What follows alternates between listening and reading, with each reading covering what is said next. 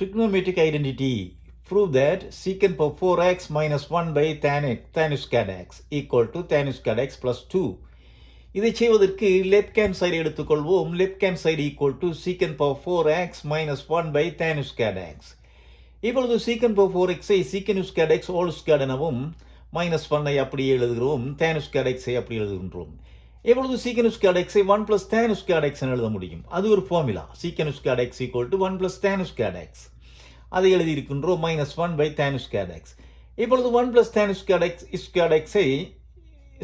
இன் squared ஐ expand பண்ணுகின்றோம்.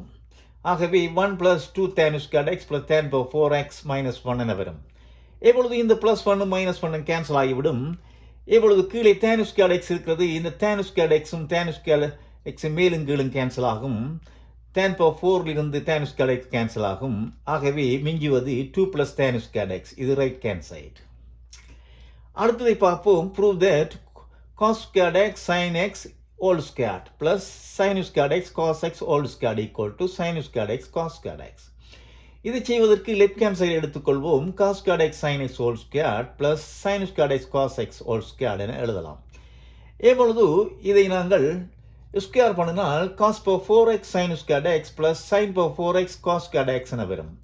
இப்பொழுது cos squared x sin squared x காமனா எடுத்தால் cos squared x plus sin squared x என வரும். இந்த cos squared x plus sin squared x என்பது 1.